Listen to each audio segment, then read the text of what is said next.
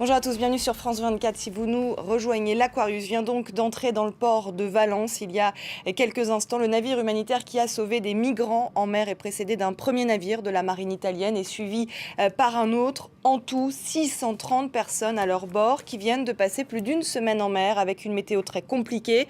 Et après le refus de l'Italie et de Malte de les accueillir, on prend tout de suite la direction de Valence pour y retrouver Mélina Huette, notre correspondante. Bonjour Mélina, ça y est, l'Aquarius va accoster. Que va-t-il se passer maintenant pour les migrants qui sont donc dans l'Aquarius ?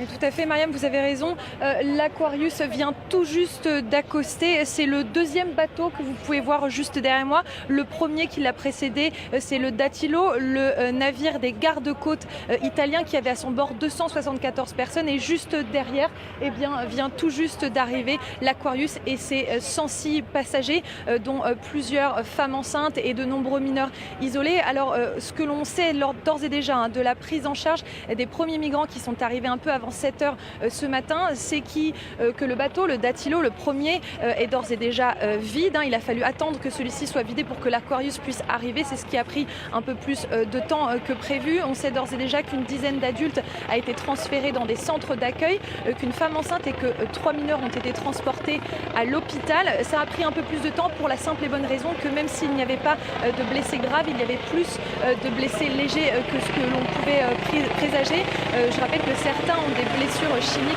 très sévères qui sont dues notamment au mélange de carburant et d'eau salée qui a stagné dans les bateaux de fortune dans lesquels ils ont été trouvés avant d'être sauvés il y a de cela une semaine. Ils nécessitent donc une attention toute particulière. Et puis la prochaine étape, c'est de faire tout simplement, de vérifier s'ils sont éligibles à une demande d'asile. On a appris hier que le gouvernement espagnol a mis en place un sursis pour les migrants qui vont arriver aujourd'hui, pour les 630 migrants qui vont arriver aujourd'hui, un sursis qui est prévu dans la loi immigration espagnole.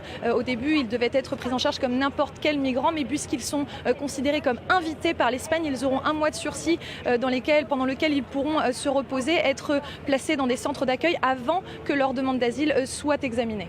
Alors Mélina, vous suivez depuis plusieurs jours l'arrivée de ces navires. Un dispositif extraordinaire a été mis en place par la ville, mais aussi par les habitants qui se portent volontaires.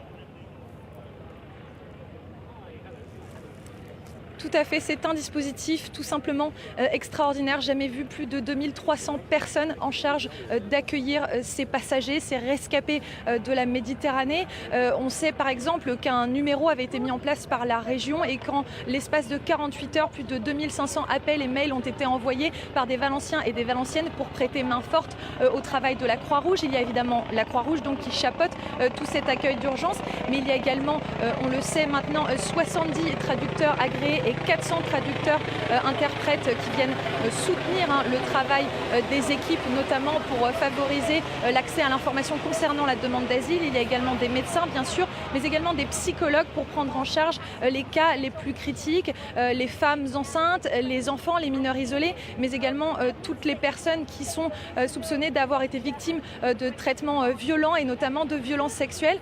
Donc un dispositif très lourd. Et puis hier, on l'a appris, ce sont finalement 1000 Valenciens et Valenciennes qui ont été choisis pour assister la Croix-Rouge. Donc c'est un véritable élan de solidarité et tous les Valenciens et les Valenciennes avec qui nous avons pu échanger ces derniers jours parlent d'un véritable devoir d'humanité.